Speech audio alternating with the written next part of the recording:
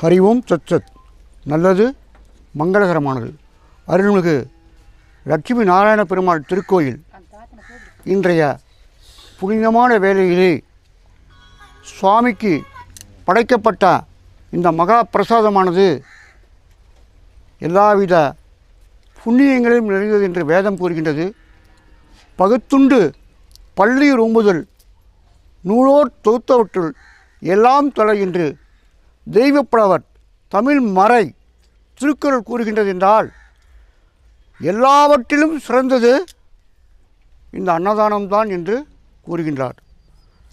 நமது சிலப்பதிகாரம் மணிமேகலை அட்சய பாத்திரம் இருந்ததாக வேதங்களில் கூறுறாங்க.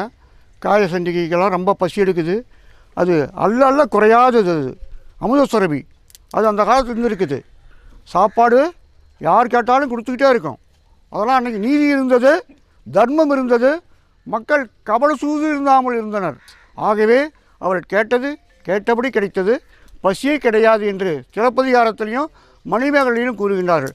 பகவத்கீதை என்ன கூறுதுன்னு பார்க்கும்போது கிருஷ்ண பரமாத்மா சொல்கிறார், ஒரு கோயிலை படைக்கப்பட்டு செய்யப்படுகின்ற அந்த புண்ணியமானதை சாப்பிடணுங்கிறாரு, யாகங்கள் செய்யணுங்கிறாரு. அந்த யாகத்திலிருந்து மிஞ்சதை உண்பொருள் எல்லா பாவங்களிலும் விடுபடுகிறாருங்கிறாரு.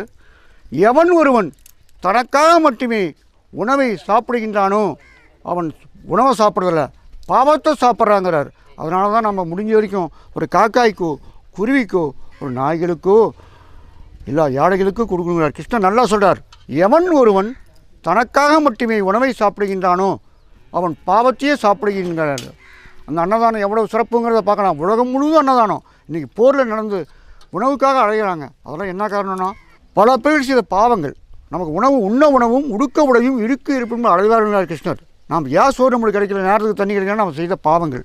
அதுக்கு தான் தண்டனை. நாம் வருத்தப்படுறோம், ஐயோ அவங்க இப்படி போயிட்டாங்கன்னு. அதெல்லாம் கடவுள் முன்கூட்டியே கால்குலேட் போட்டார். நாம் புண்ணியம் பண்ணங்கால இந்த புண்ணியம் சாப்பிட்றோம், 10 பேர் சாப்பாடு தர்றோம். ஒரு கோயில் போய் கேட்டோம்னா உடனே இந்த பணம், ஒரு மஞ்சப்பத்திக்கு பணம் கொடுப்பாங்க, 500 ரூபா கொடுப்பாங்க. அது என்ன காரணம்? இல்லாதவங்க கோயிலை பார்க்காதவங்க கூட கொடுப்பாங்கன்னா ஒரு புண்ணியம். இதெல்லாம் நாம் செய்த புண்ணியங்கள் எல்லாருக்கும் கிடைக்காது.